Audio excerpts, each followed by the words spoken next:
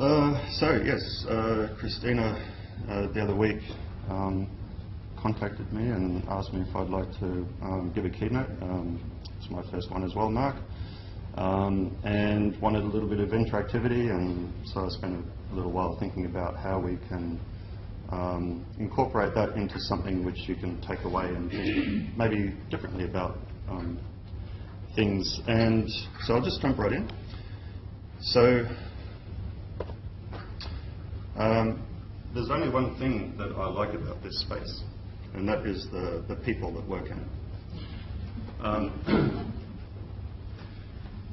You know, all too often we find environments that are just not stimulating, they're not inspiring. You really don't like being there. That can go for physical environments, it can go for virtual environments as well. And you sort of have to ask, is this actually what we really wanted when we were asked what we wanted from an office space? And I can guarantee you that we just weren't asked the right questions. And there's all sorts of models out there around, you know, having 2 square meters or 4 square meters and a chair and a suitably heighted desk and a computer of some sort, maybe 2 screens, etc., etc., etc. You know, what colour do you want your walls, you know, your partitions to be, and that kind of thing. And so I think as people who are influencing the environments other people go into, we need to think differently about how we gather requirements.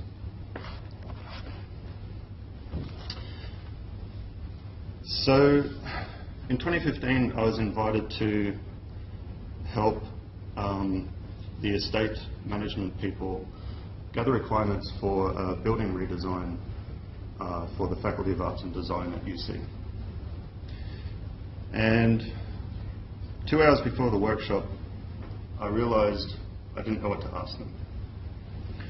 And up until this point, I've been working with Estate on learning spaces. And having visited other universities and other places, we kind of knew where we needed to go with teaching and learning spaces, but this was talking about office spaces and corridor spaces and lab spaces and studio spaces, and it was just a whole lot bigger. So I did a quick search on Google, as you do, and I came across an excellent paper that described what that meant doing in practice. But before I jump into that, what I'd like to do is get you to write down some answers to some questions that are presented on the screen at the moment. And if you could just take 5 or 10 minutes just to answer these, that'd be much appreciated. Whether you use, I purposely used the word record, not write, just in case you want to swipe or type. But please, everyone answer these, like everybody. Everybody has to answer these questions right now. So are you referring to those questions? Yes. Meaning you as a presenter or you as an audience? You as an audience have to answer these questions. Yeah.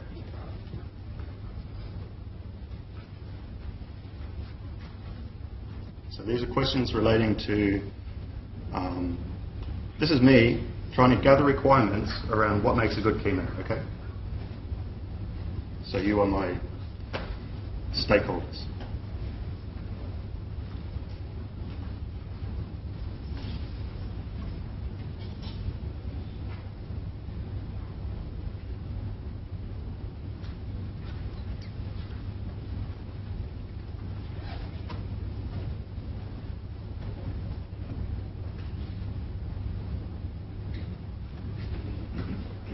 Does anyone need something to write on? Phone, something? It's in your head? Okay. Is that right? It's all right. You did say record. Record, any way possible, yep.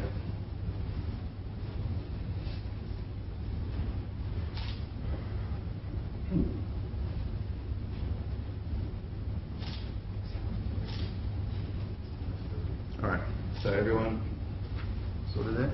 Need more time?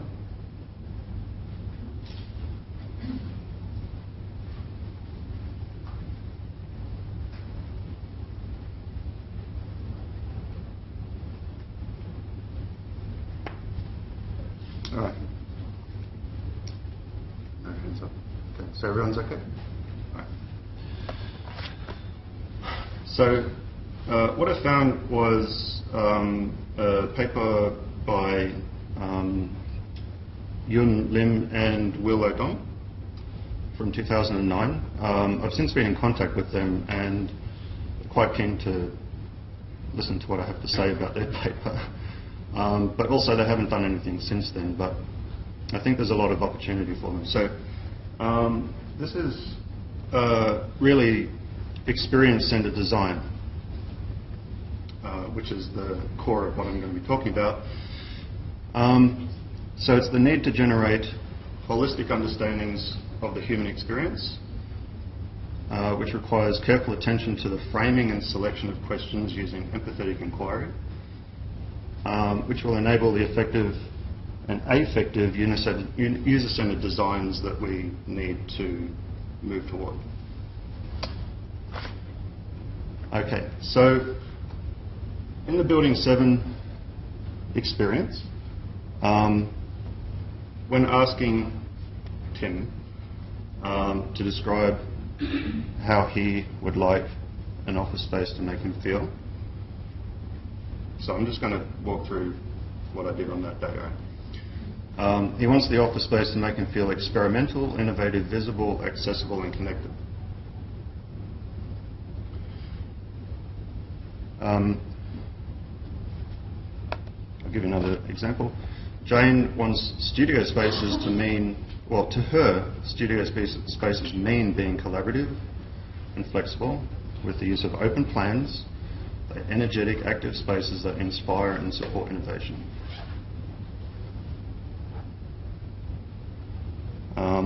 In terms of her office space, she would like to feel proud, valued, productive, energetic, and comfortable. By the way, I'm not in a suit because I want to feel comfortable.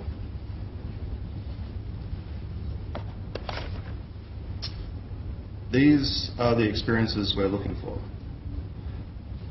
In terms of this person, I need a space that I belong to, a place that is mine. It needs privacy.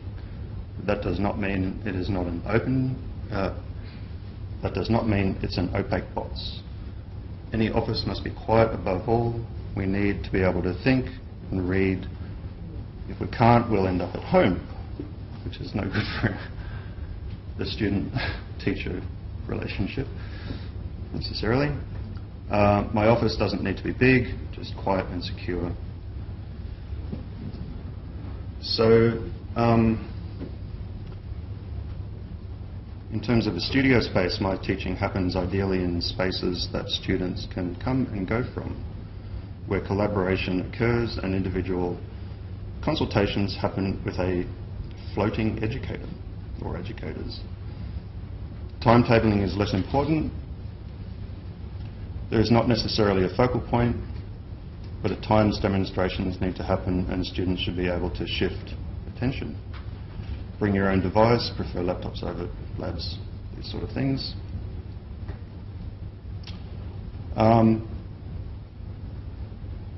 Interestingly, asking about transient spaces as people move from one to the other.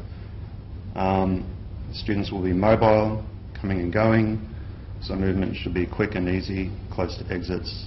Staff have different requirements, but their flow should involve moving past activity to help reflect in the minds of the staff that this is a living, populated space.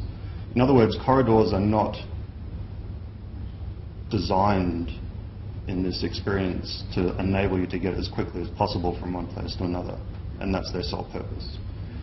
Whereas so often you see corridors that are narrow, you get from here to there, there's no stopping, nowhere to sit, because someone assumed or didn't ask the right question. So they either assumed that this is just a transportation thing, and they simply asked, well, how wide do you want the corridor as people are moving through? let's look at how many students leave a classroom at 2 o'clock in the afternoon and base the design on that. Okay. And clearly, that's not what people want. It's just that they haven't been asked the right question.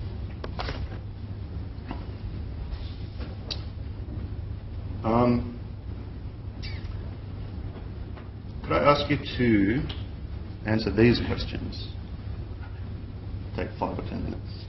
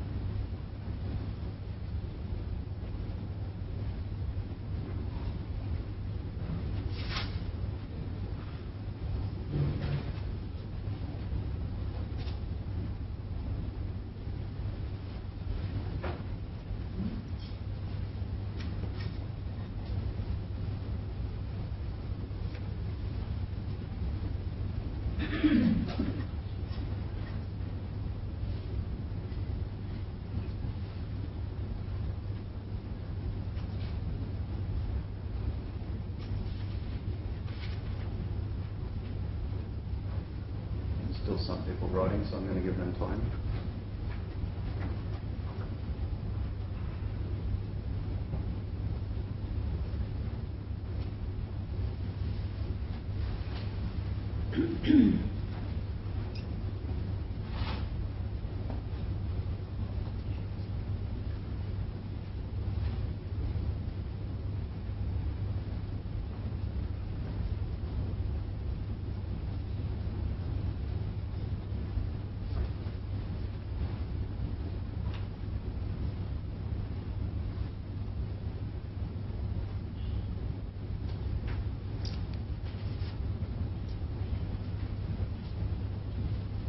Still going, Georgie?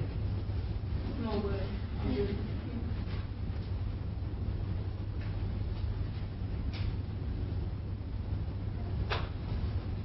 All right. Okay. In April 2015, there was a need to,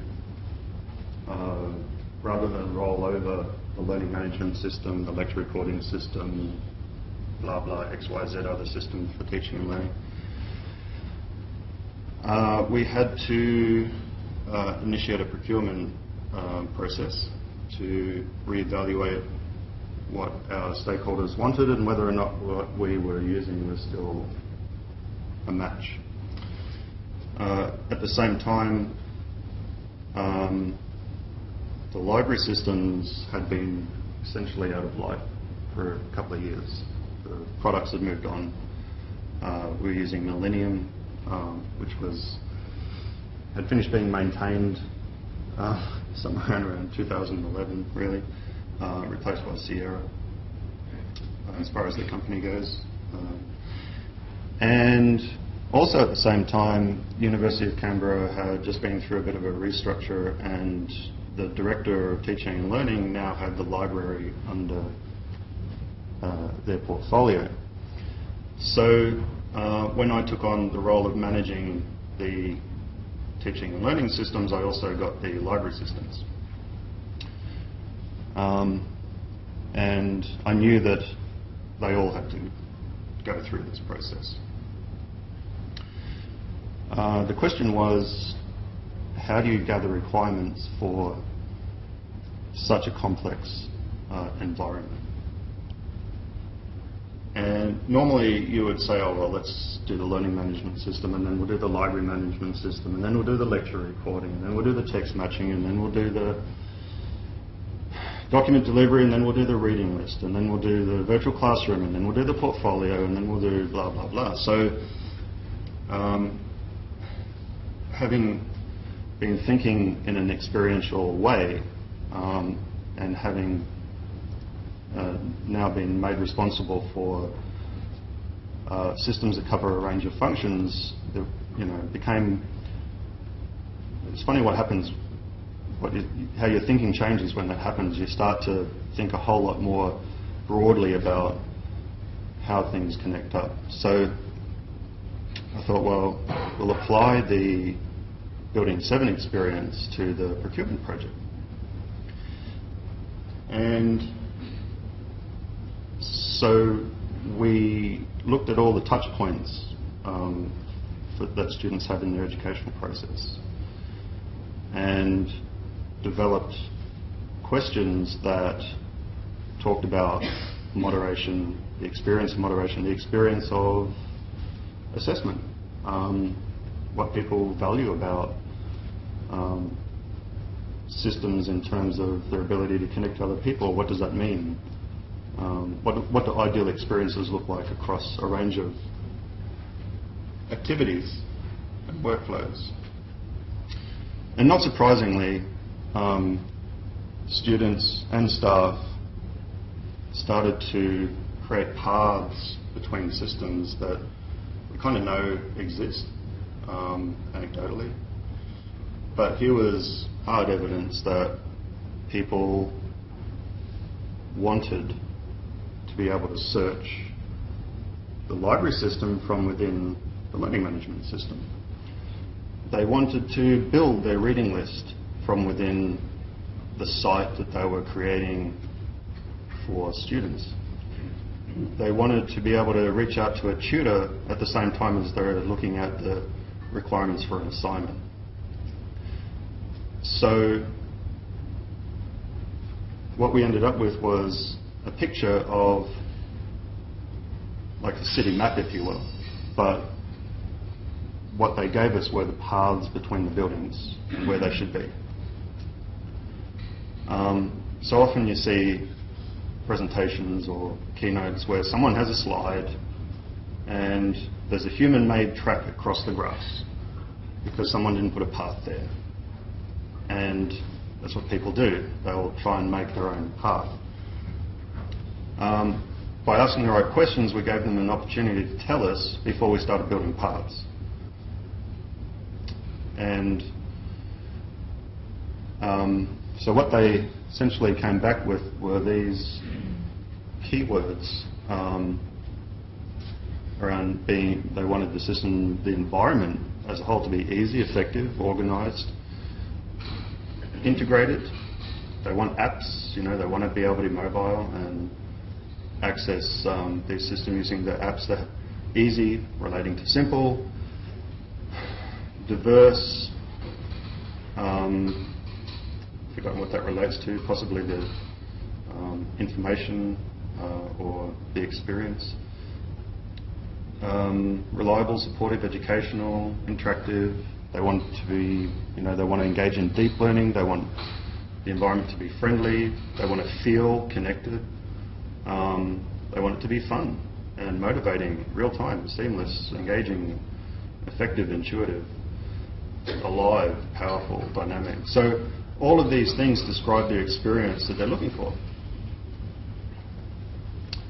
And the 10 environments that we ended up procuring, well, there's a whole lot more behind that as well in terms of, wanting search results that are relevant and up the top and personalised. And if I'm studying medicine, then I want information that's going to come up that's relevant to what I'm doing, things like that. So regardless of what search term I use, I want it to relate to me as a person and my activities, and my interests.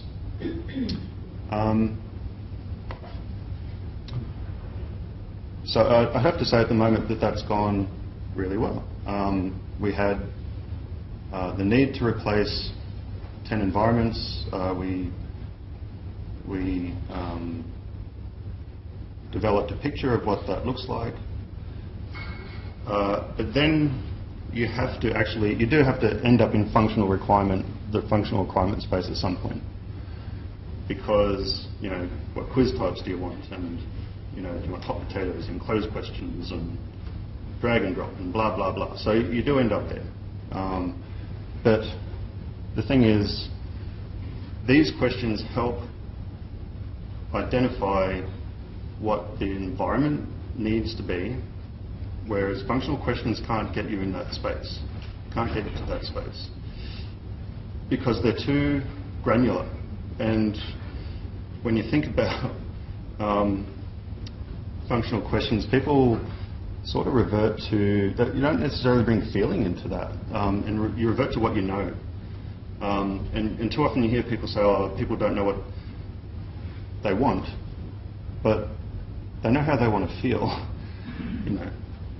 Generally speaking, it's more in touch with the human experience when you ask questions along those lines.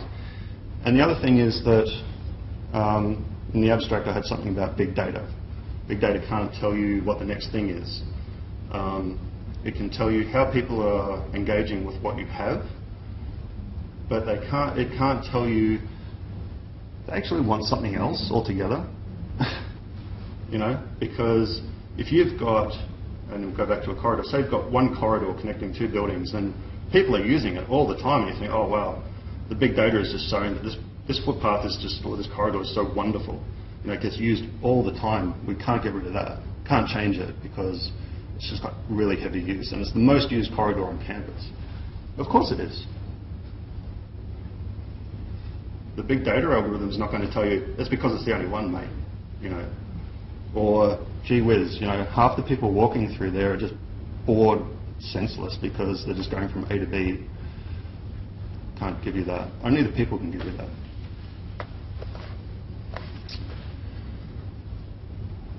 I don't know how long I've got left, but this activity... 40 minutes. Sorry? 40 minutes left? Wow. This will take 40 minutes.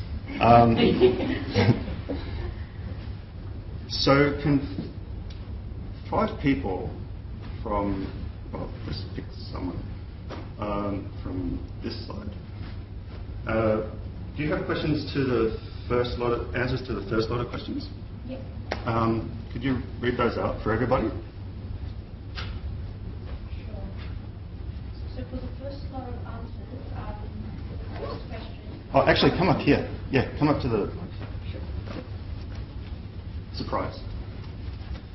I didn't know I was going to do that. Sorry. Surprise, good morning. My first lot of answers, for the first question... Okay, so do you prefer less text per slide? Yes, I do. How many images should each slide have? I said at least one. Background color, blue, because blue is more of a calming color. In case anyone had a bad day, it might calm them down.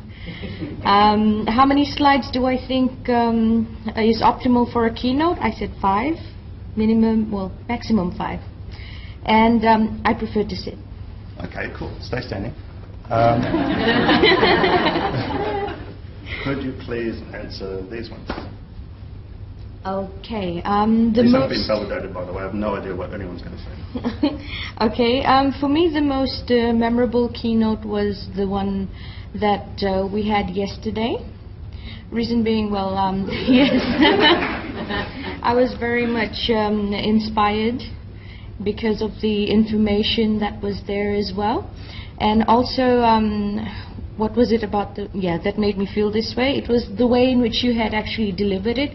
I was very much interested and also inspired with the information that you had given. What motivated me to come to this keynote, well, basically was the hunger for more information, the hunger to learn about what's going on with everyone else. And what is it about good keynotes that inspire you is basically its uniqueness. The more unique it is, the more inspiring it will be for me. Thank you very much. Could I have another victim? Sorry, volunteer. Georgie.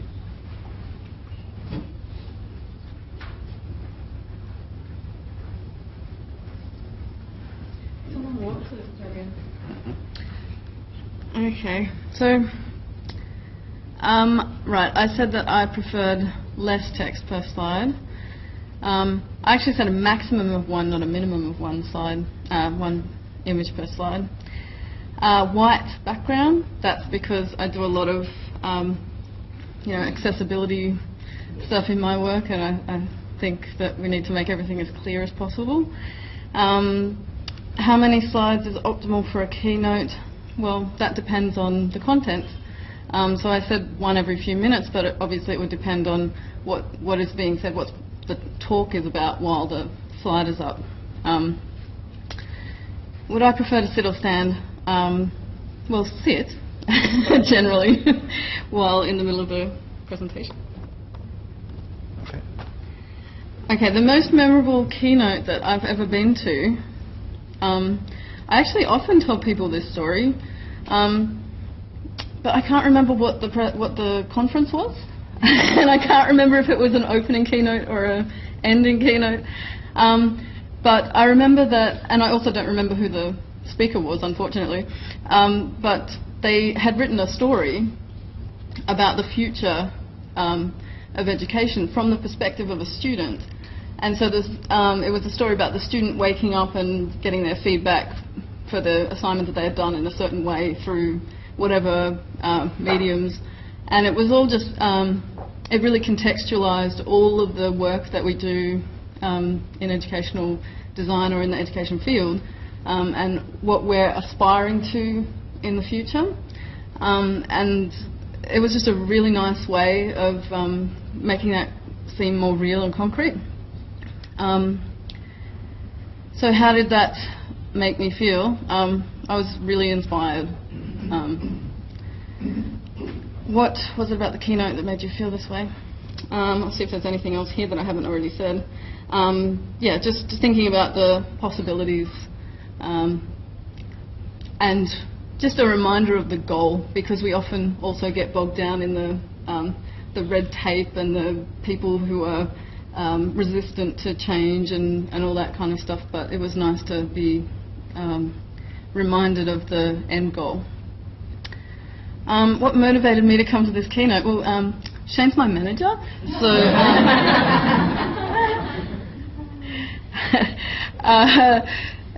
I was really interested to see. He's not just my manager; he's also, one of the.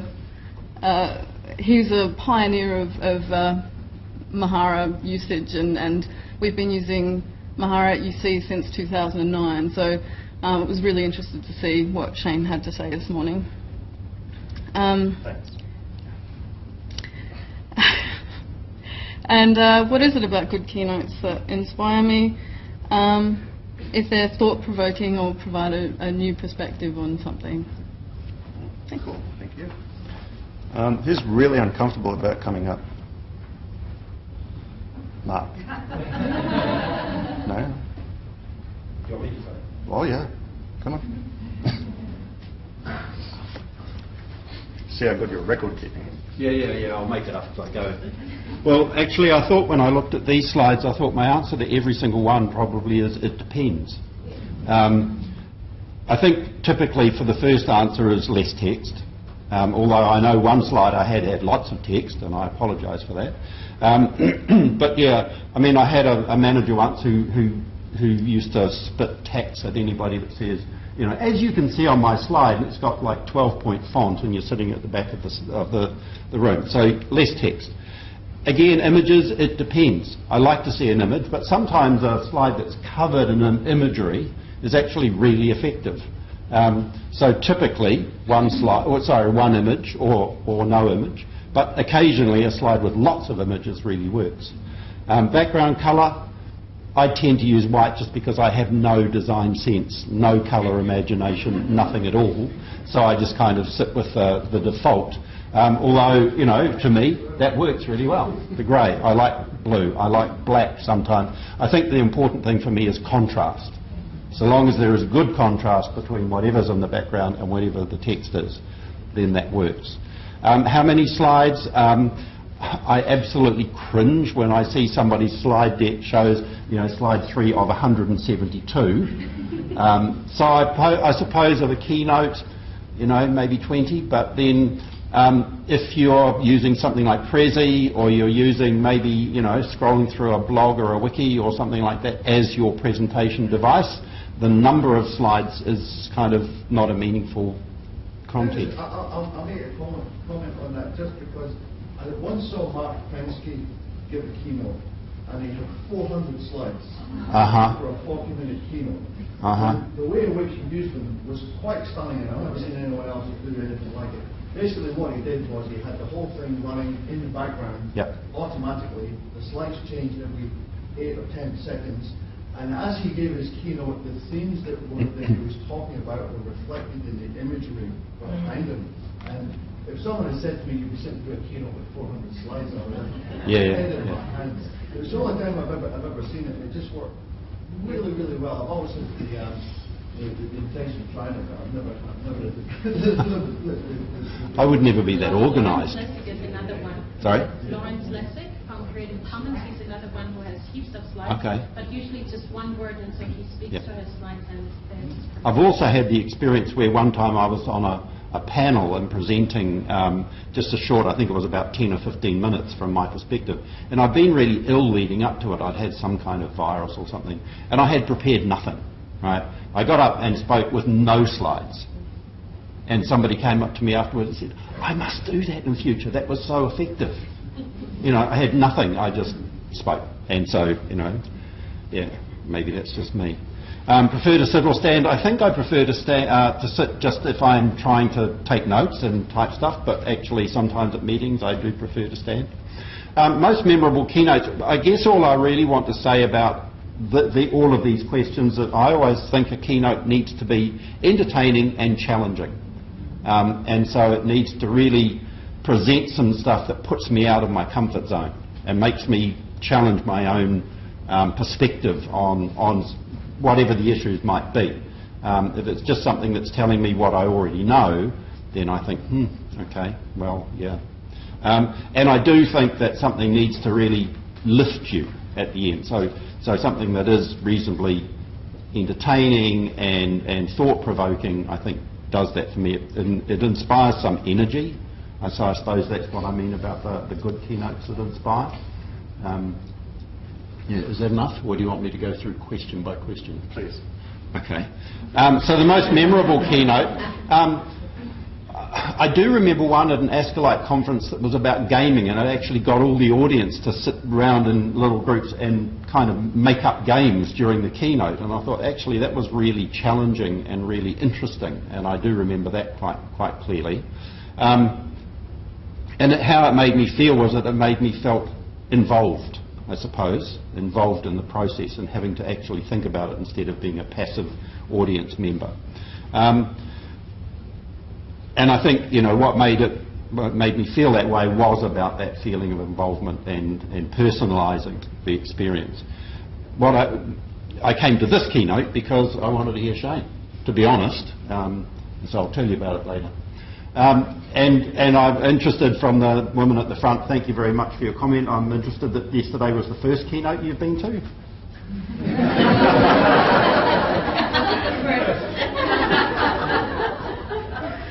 So, as I said, good keynotes are the ones that challenge, I think, and do put you out of your comfort zone. Thanks. All right. I think we've got heaps of time for 2 more people. So, someone from the back row. Not the total back, maybe the second back. Unless you want to go to right to the back. I don't care. Shen? No?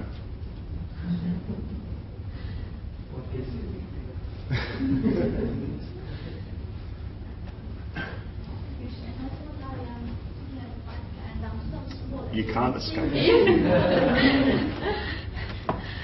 Right. Do you prefer more or less text? And yeah, my instinction is less. And I think what Mark said is all the questions. It depends. I've never had an experience doing the keynotes, but I think when I go trying to present, I'll try to have the idea there rather than all the what I want to say there. How many images? I think 1. I don't like to have a lot of images up there, and it might make, yeah. Unless I'm using Prezi, that's a different story.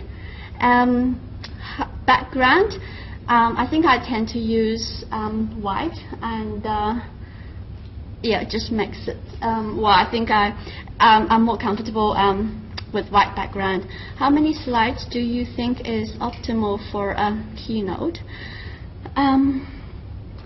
Yeah, I think 20, about 20, and I know there are a lot of good discussions about different, there could be different options. Would you prefer to sit or stand? No, I think I would stand. I'm too short. If I sit, no one's going to be seeing me anymore. Think of the most memorable keynote.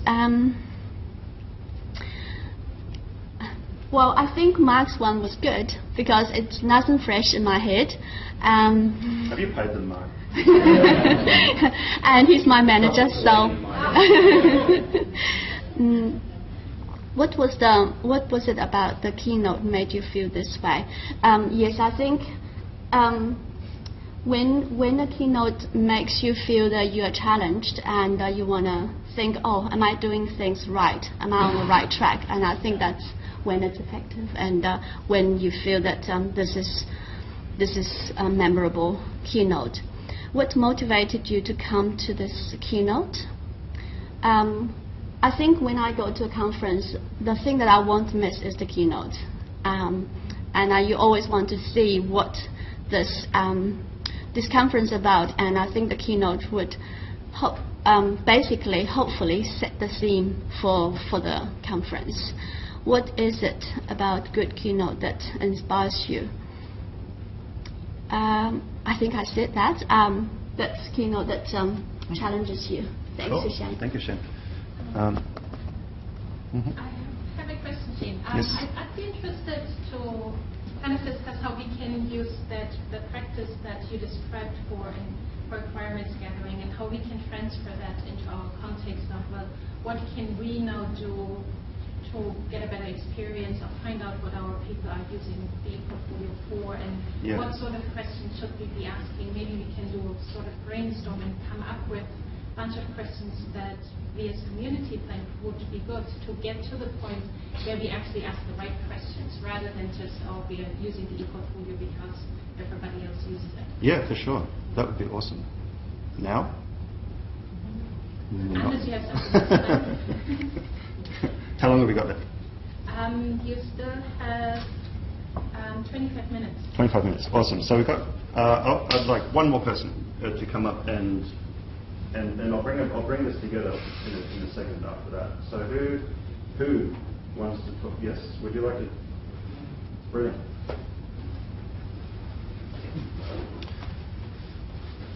I'm a designer, so. Oh, fantastic. Very good. So the first question, my answer is definitely less text, because can I quote one of the quotes from Steve Jobs? That is his claim of attack to PowerPoint. He says, "Whoever needs a PowerPoint don't know what they're saying." So I guess the more you have text on the screen, the more distracted the audience is going to be. So as a person who wants to speak, you want as a keynote, you want people to focus on you and what you say instead of looking at the text and read.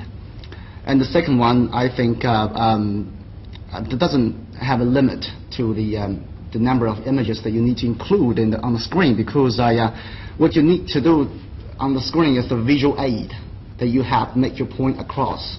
So I think the most important thing is to get the right image instead of how many images. And the background color, I prefer white, black, white, that sort of contrast. I agree with previous speakers, and I think it's important to have contrast. I think for a keynote, we should have less than 10 slides. Like, that's what I thought. If it's maybe just I have a sort of a shorter memory to remember all the slides, and then if you have more than 20 or more than 400 or something, it's become a film. Unless you made animation, I see someone who actually you started to speak and then talk to the animation. And that's fantastic, but then that requires a lot of practice. And I prefer to stand because I make me free from a seat, and then just make me feel sort of the freedom to talk to people, communicate to people. And the most memorable keynotes I have been as one of the Australian conference is called AITD, I think in Sydney that year. So I can't remember the keynote's name, but what he does is he actually talk to the audience and engage with the audience with the electronic tool. So you can use your phone to actually interact. So I'm more hands-on people, so I like to do something to interact. So that's the second question as well. And then the third one, I think, is sort of inspiring. I like to be inspired because keynote is all about inspiration. So I want to know what the keynote is going to talk about this, and then to give me some sort of the range of the scales that I'm not in. So it's like someone who's really expert in the area, and then can go very high and have a bird view of the whole thing. So just inspire me. And then the motivation is the same thing, actually. So I think I answer all of those. Thank you. Thank you, guys. So, out of those two different approaches, which gave you a deeper sense of the audience's need around a keynote? Like, what gave you the more meaningful response? The second, yeah. Could you do without the first set of questions? No? No. Can someone come up and tell us what you're thinking with that? Please. Yeah. So, Irene. I'm making it up. Okay. Yeah. So. Connectivity, human connectivity. With the questions, we're connecting to our own environments, we're connecting to the speaker, we're connecting to ourselves, and our ideas and our thoughts. So everything is going on at one time. I don't know. For me, it's going on at one time. So it provokes, it questions, and it brings us from where we are to where we want to go. Does it help? Yeah. Julia, do you want to come up?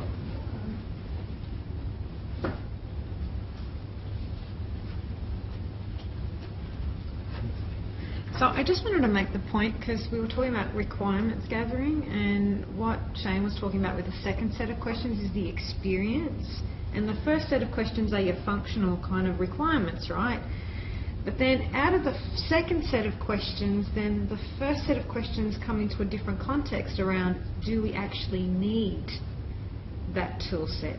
So if we're talking about a keynote or any kind of presentation, like what Mark was saying before, he had his presentation with no slides. So the second set of questions frames, well, do I even need the slide to begin with? Forget about the fact that how much text or images or how many. It comes back to that first one. Well, do we even need this tool?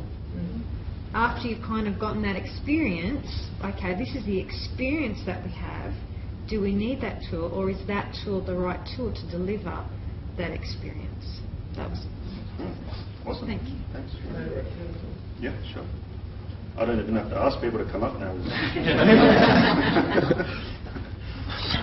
Yeah, in terms of leading questions, if you ask questions that are purely based around a PowerPoint, you haven't asked about their experience, but what you're actually doing is convincing people, because many of us answered those questions, and in our minds we were associating a PowerPoint and slides with a keynote.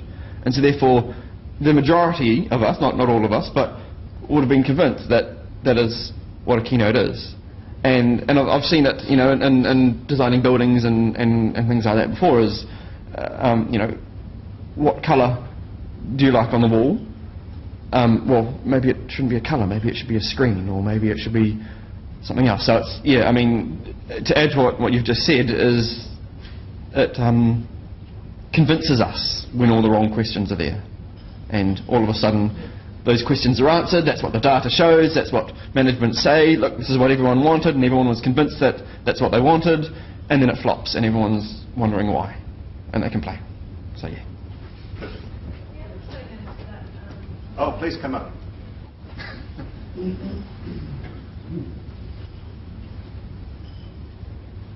And the audio will come to you. Right. The other thing is that a lot of the first questions were dependent on the responses that people gave to the second one. So people were saying, it needs to be this number of slides, but then someone else would say, but I had this experience and this was amazing, and they had, so it was very dependent, and that's really cool. Yeah, interesting. Because there's 400 in one and 6 in the other. Yeah, the way you handle them changes the experience. Okay, so does anyone else want to say anything about that? Does anyone see where that was trying to take you? Okay. All right. So now we can have that discussion around Mahara. So please see that paper. It's not a long one. Feel free to get in touch with Ewan and Will, and to find out more, to maybe even work with them to take their research further, to apply it in new contexts, because I think it's really powerful.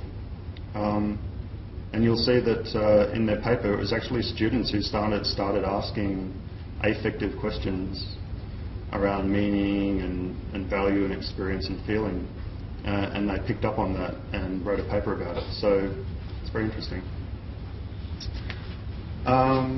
So Christina. Oh no, just as a brainstorm in general for the group to see how we can now apply what we've discussed, and also from the discussion that we've just had on the. Do you want to lead that from up here? Would you like to lead? No. I don't want to lead. All right. Okay, so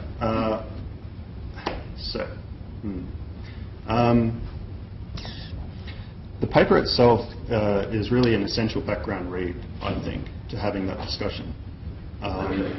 It goes into a depth that I haven't here. I've just used examples, I suppose, taken through a process. So maybe start with what could good questions be, what we could come up with, what we think of questions that fall into that second category, rather than more of the functional things. All right, and rather than me come up with that, is anyone thinking, and don't worry about coming up here, because just pretend it's not being recorded. Does anyone have any ideas for questions they're thinking of? Yes, please come up to the front. And then Robert. I'm sure Robert's has got 1,000 questions. Robert's just taking I'm interested in universities are always the places of tension, and what struck me about that is the tension between having a functional requirements gathering which was encompassing enough to give you what you needed, and having it simple enough that it wasn't overwhelming. I'm just thinking, I'm a big geek, and I constantly tinker with my media setup, and my wife has all these functional requirements of how it must look and what it must do and all the functionality that she wants, but really what she wants is a remote control with one button that will do whatever it is I feel like at the time. She doesn't want a remote control with 400 buttons on it, because she can't get her head around it. And I guess that's the sort of tension, especially when you start talking about 10 systems or 10 platforms that you've incorporated into one sort of VLE.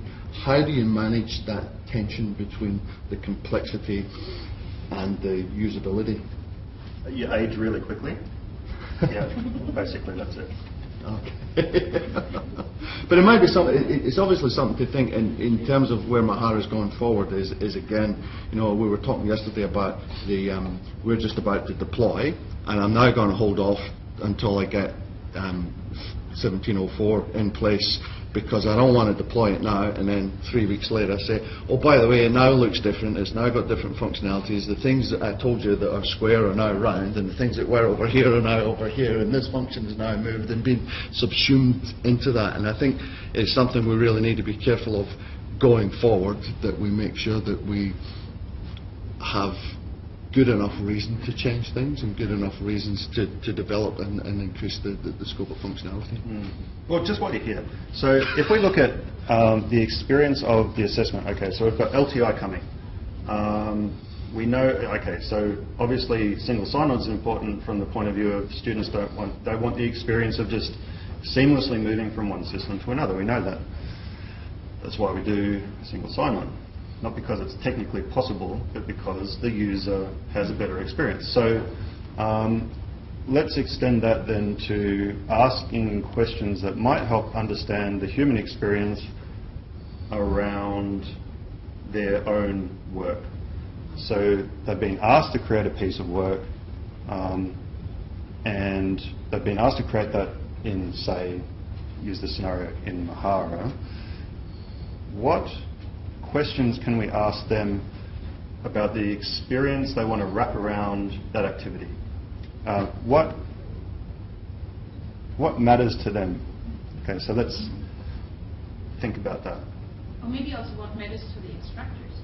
Sure. Yes. Okay. So what questions are we going to ask? Can everyone spend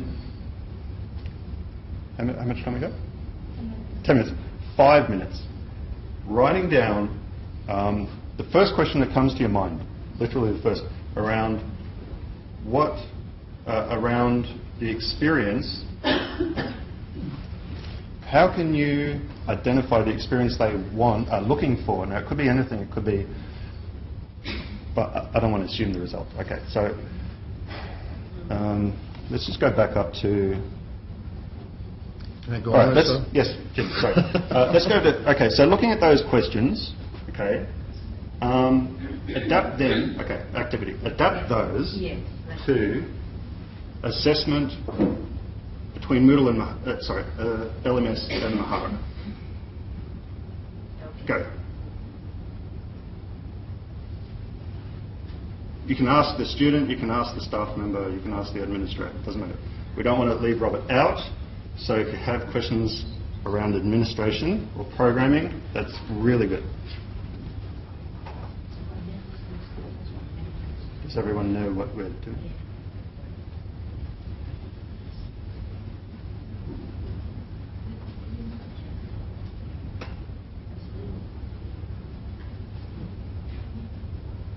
So you're trying to discover what students are looking for when it comes to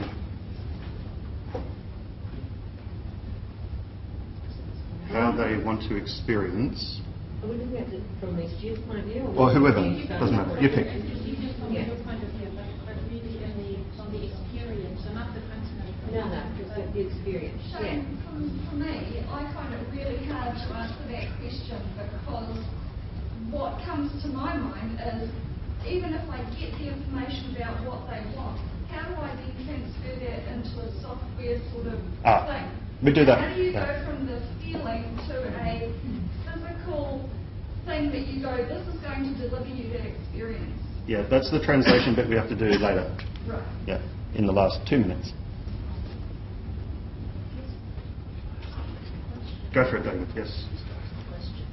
Thank you, Shane. The question of what's the user experience needs to be expanded way beyond what we have at present. We've got institutional requirements, we've got tutor-teacher requirements, and then you think that the chain stops with the student. Everyone's thinking is in that box. Institution, tutors, students. Actually, if it's an e-portfolio for life, the student should be designing the e-portfolio for the end users who are going to be their employers, their friends, the wider community. And so you've got to start outside the constraints of the box to get a really well-designed portfolio. True.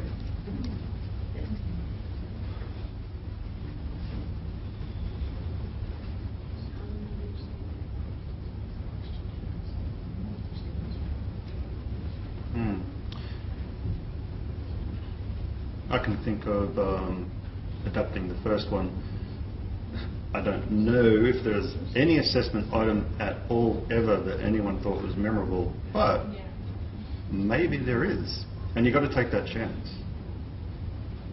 This is all risk, okay? You can't innovate without risk, and risk involves failure. You're going to get people who just don't understand what you're talking about, and that's fine.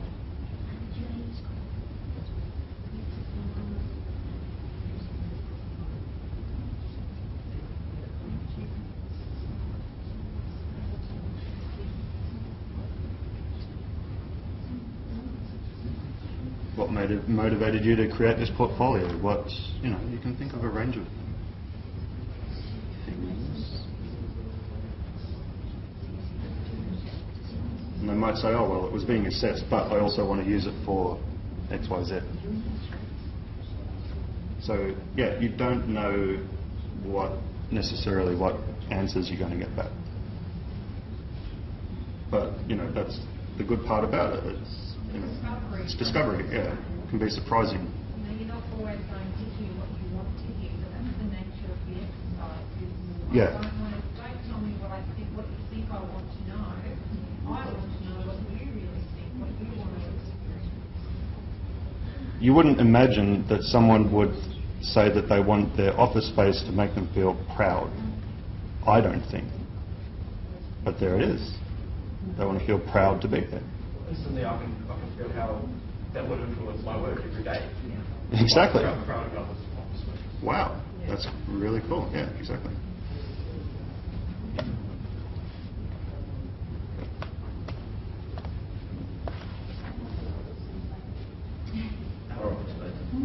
I like that the language is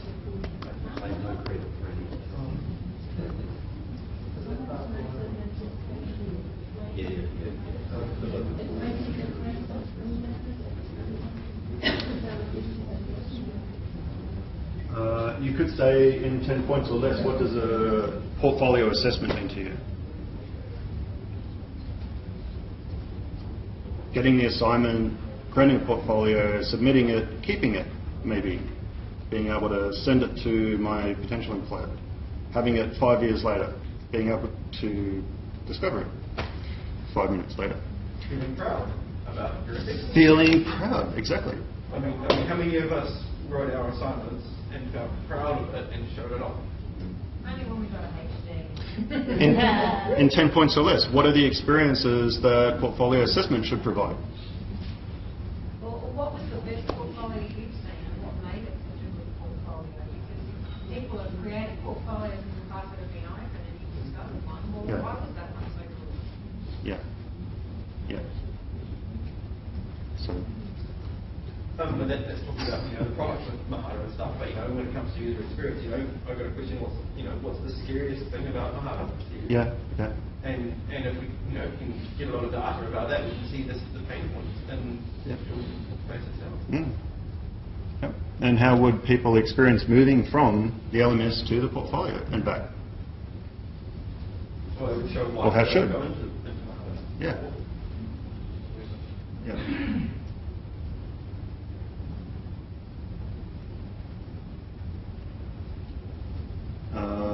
Feeling can apply to assessment as well. So many times assessments make you feel confused, stupid even, unsupported, whatever. Maybe they, if you say, well, how would you like to feel? I'd like to have a sense of self-efficacy, borrowing from a colleague's work, or capable, which is related, empowered, which is related as well. In the know, I know what I'm doing, I feel confident with this.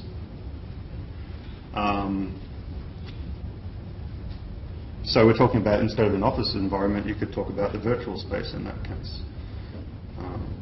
I want to feel like I know where to click, because so often I don't know where to click. Okay, who wants to come up and present any questions that they came up with?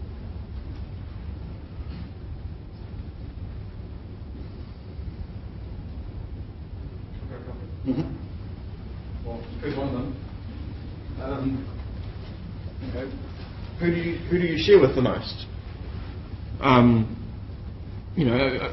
That's one of the things that I'm thinking a lot about with my students is the sharing experience and wondering why we still keep getting people always sharing with registered users. And so who do you share with the most? Which is the first place that you go to? What is the purpose for your sharing? What would make this process simple? Okay, that's a process that's less effective, less affective, but it starts getting them to imagine more than possibly what we might be able to. And I said what's the scariest, but also what's the easiest thing for you. And to me, those are the affective elements that aren't. I suppose we could go a level higher in the affective domain, in the blue sky, out of the box thinking. But that's kind of what I'm actually up to right now with me and my students. Okay. There's only about a minute to go, so I just want to. There is one bit of the paper that I want to show you. All right, so I'm just going to go down. Just got to remember where it is. Oh yeah. Okay, so it's this one here. Do you usually eat alone while you're on the way to somewhere, or do you eat with your friends? How do you feel in those situations? So that's a question a student asked, resulting in a participant describing that she feels enviable when seeing other people eating together. Particularly, she tries to eat the same or something similar to the food the other people are eating.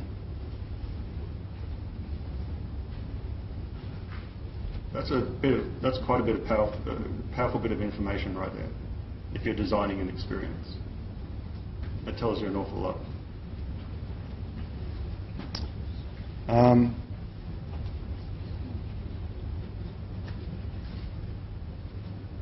As opposed to task-centered inquiries. I might end it there. Unless anyone else wants to come up and say anything at all. Okay, thank you.